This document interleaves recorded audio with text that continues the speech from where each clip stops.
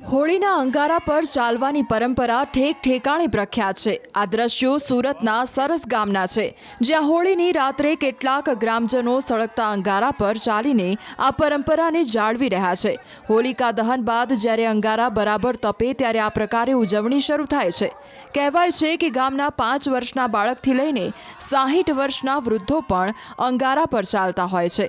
ધગધગતા અંગારા પર ચાલવા છતાં કોઈના પગમાં સહેજ પણ પીડા ન થતી હોવાનો દાવો કરવામાં આવે છે। સરસ ગામની આ પરંપરા જોવા માટે સુરત સહિત વિવિધ શહેરમાંથી લોકો આવે છે અને દ્રશ્યો જોઈને આશ્ચર્યમાં મુકાઈ જાય છે। આ વર્ષે પણ સુરતથી અનેક લોકો આ પરંપરા નિહાળવા પહોંચ્યા હતા। અહીંયા બહુ જ સારો એક્સપિરિયન્સ રહ્યો છે। અમે પહેલી વાર જ આવ્યા છે।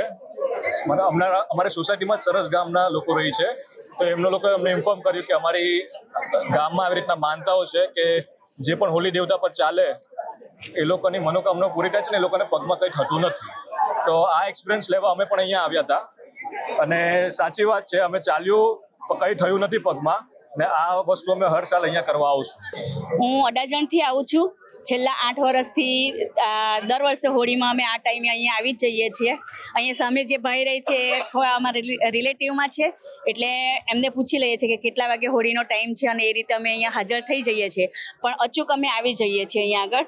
અને અહીંયા જે રીતે બધા હોળીમાં ચાલે છે અને એ જોઈને અમને પણ મન થાય કે ચાલો અમે પણ ચાલીએ, પણ લેડીઝને એલાવ નથી એટલે અમે ચાલી શકતા નથી। પણ ઘણા બધા જે વડીલો ચાલે એને જોઈને જુવાનિયા પણ અંદર ચાલવાનું ચાલુ કર્યું છે, એ જોઈને ખરેખર ખૂબ જ આનંદ થાય છે કે ખરેખર આ હોળી માતાનો કોઈ પ્રભાવ છે કે જેને લીધે આટલા અંગારાની અંદર જે ચાલે છે તો પણ એ લોકોને પગમાં કશું બી થતું નથી અને એ લોકો બહુ જ સારી રીતે ચાલી જાય છે અંદર।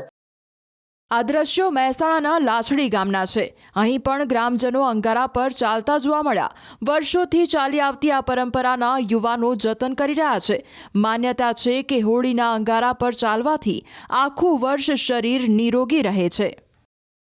મોટા મોટા ગામમાંથી બર્તન લાવીએ છીએ, બાવળીઓનો ને એવો, ને એ અંગારા પાડી અને અમે બધા ગામના બધાય મોટા ભાગે હેઠતા હતા। અત્યારે બહારથી એ બધા જોવા માટે આવું છે અંગારામાં ચાલતા। ના, કોઈ બળતું નહીં।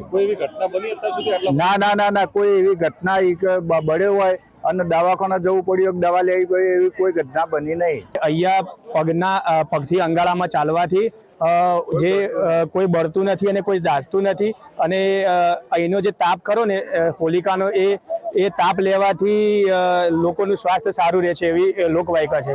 અને આ વર્ષો પરંપરા 200 થી 250 વર્ષ જૂની હશે, અમને તો ખ્યાલ નથી પણ એનાથી જૂની હશે એવું લોકવાયકા છે। અને આજ સુધી કોઈને કોઈ તકલીફ નથી થઈ। આ ગઈ વર્ષ નહીં અને 9 વર્ષ 7 ડગલો હું પોતે ચાલેલો છું, પણ કોઈ તકલીફ થઈ નથી। સાબરકાંઠાના મજરા ગામમાં પણ કંઈક આવા જ દ્રશ્યો જોવા મળ્યા। ભૈરવ દાદાના મંદિર પાસે હોલિકા દહન કરાયું।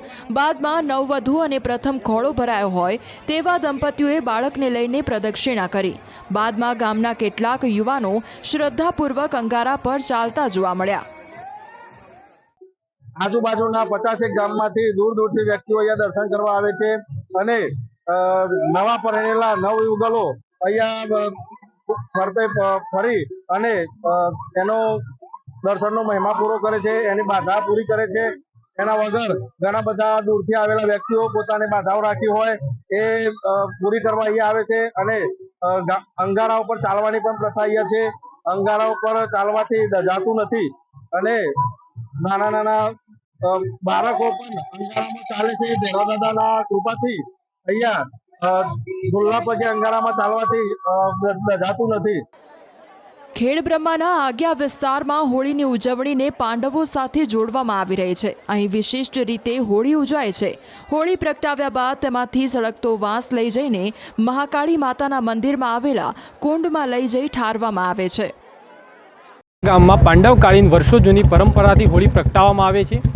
આગિયાની બાજુમાં આવેલા મટોડા ગામમાં તિર્લિંગ મહાદેવના મંદિર આવેલા છે, જે પાંડવકાળીન મનાય છે। માખણીયો પર્વત, જેનો મહાભારતમાં ઉલ્લેખ છે, તે માણિકનાથ પર્વત પણ અહીંયા ગામના નજીક છે। મહાકાળીના સાનિધ્યના સામે હોળીના ચોકમાં હોળી પ્રગટાવવામાં આવે છે. તેના ઉપર એક વાંસ સળગાવી અને મહાકાલી મંદિરના અંદર પહેલાંના સમયે એક કુંડ હતું, તે કુંડના અંદર એ વાંસ ડૂબાડવામાં આવતો હતો. તે વાંસ ડૂબાડવાની સાથે મહાકાલીના કૃપાથી હોળીના પરિસરમાં શીતળતા ફેલાતી હતી. તે પ્રથાના મુજબ આજે પણ આ પરિસ્થિતિ ચાલી આવે છે અને આગિયા ગામમાં ધામધૂમથી હોળી પ્રગટાવવામાં આવે છે અને ધગધગતા અંગારા ઉપર લોકો ચાલે છે. તેમને વિશ્વાસ અને શ્રદ્ધાથી ચાલે છે, દોડે છે, પણ કોઈ વ્યક્તિની કોઈ પણ પ્રકારની ઈજા જોવા મળતી નથી. આ શ્રદ્ધાનો પુરાવો મહાકાલી માતાજીની કૃપાથી આગિયા ગામમાં જોવા મળે છે.